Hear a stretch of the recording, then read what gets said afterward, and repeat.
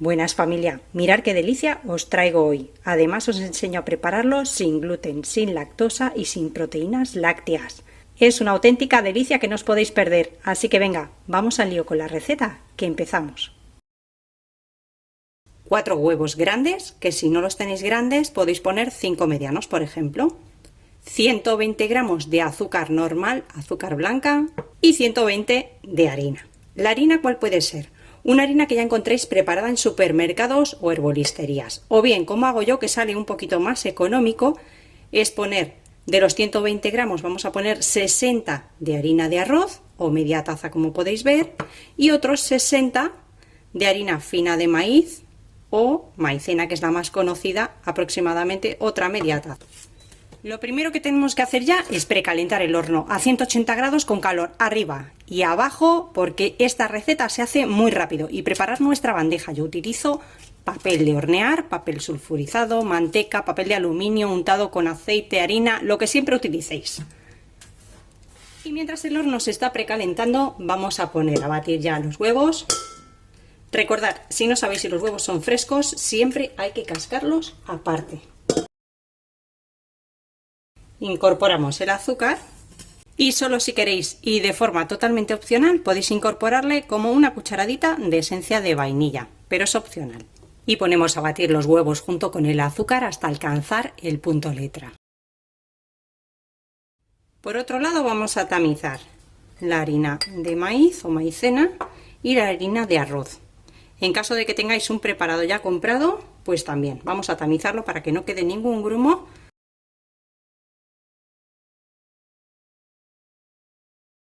Cuando sabemos que nuestra mezcla de huevos y azúcar ha alcanzado el punto letra. Cuando levantamos así con el globo, podemos escribir y mirad, se sostiene, no se funde con el resto de la mezcla.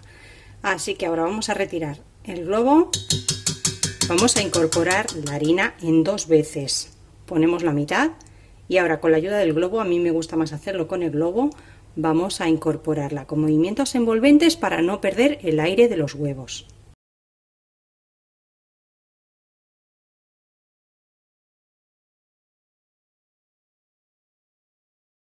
Y cuando ya lo tengamos todo bien incorporado, con la ayuda de una espátula vamos a esparcir nuestra mezcla en la bandeja. Tenemos que esparcir muy bien y con cuidado para que no se baje la mezcla por la bandeja, ya que es una masa que tal y como la dejemos así se va a quedar, no se reparte ella sola por la bandeja. Entonces tenemos que ayudarla a que quede bien nivelada y esparcida por todas partes.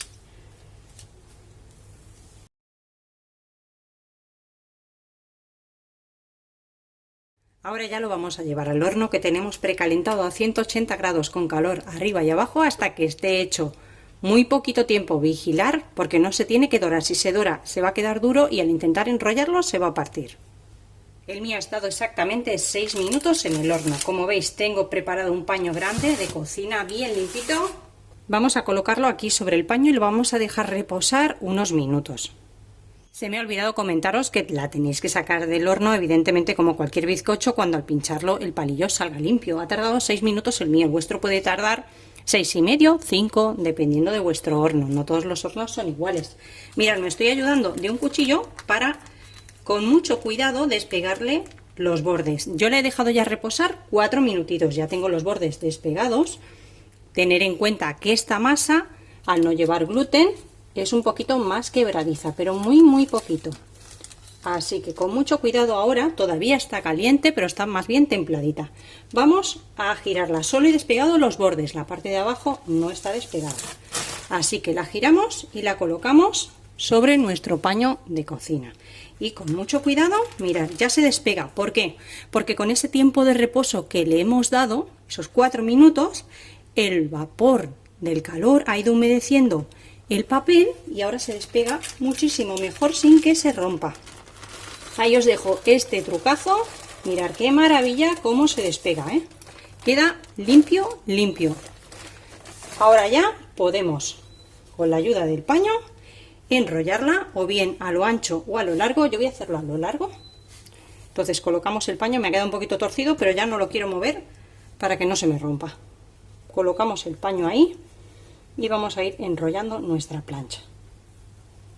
Como veis está, mirad, súper flexible, no se rompe, no queda quebradiza, con una pinta, un olor estupendo. Así que nada, la enrollamos y ahora ya enrollada así con la forma vamos a dejarla que enfríe por completo antes de usarla. Pondremos a montar medio litro de nata bien fría. La mía es nata vegetal y ya viene azucarada. Si tú utilizas nata de vaca puedes incorporar alrededor de 100 gramos de azúcar dependiendo de lo golosa o goloso que seas.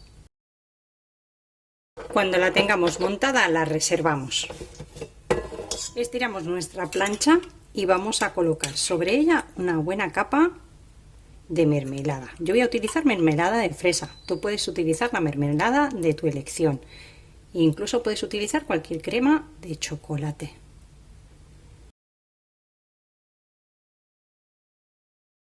Ya tengo extendida la capa de mermelada. Recordad siempre en los extremos, sobre todo en el final, no poner mucha porque al enrollar se os puede escapar.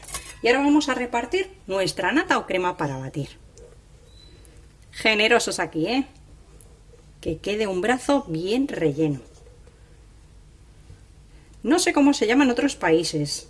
Además de brazo de gitano, manga reina, pionono, no sé, dejadme en los comentarios ahí abajo cómo lo llamáis en vuestro país. Que así también aprendo un poquito de vosotros y decirme de dónde sois. Aprovechar para suscribiros al canal, ya sabéis, pincháis en el botoncito rojo, es totalmente gratuito, y activar la campanita para no perderos ninguna receta.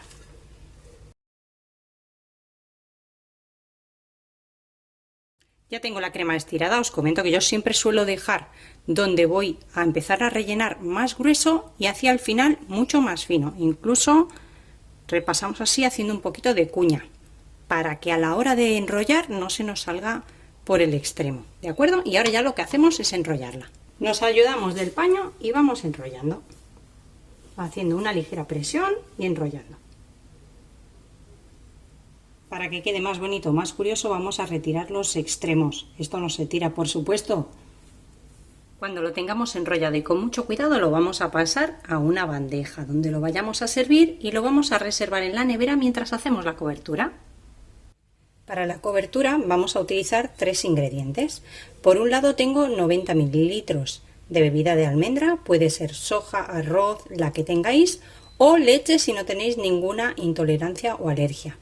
30 gramos de mantequilla o margarina, yo utilizo margarina 100% vegetal, os voy a enseñar por aquí un poquito. Y vamos a utilizar 200 gramos de chocolate. Yo en mi caso utilizo chocolate puro sin nada de leche.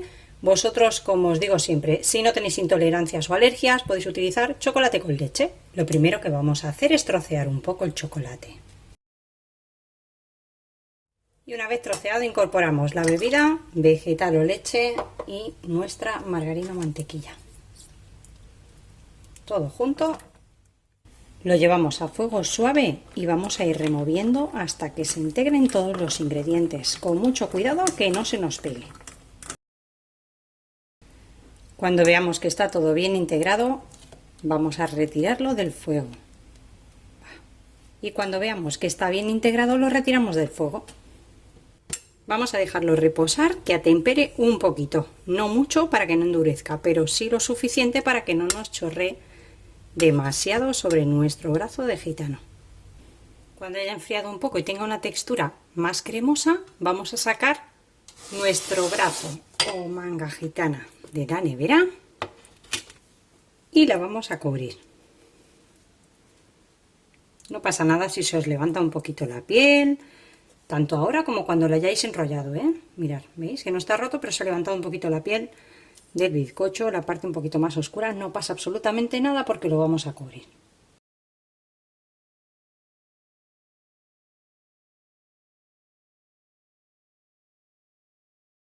Para decorar voy a utilizar 3 o 4 cucharadas de nata o crema para batir que me he reservado del relleno, para dar aquí un toque que rompa con el oscuro del chocolate.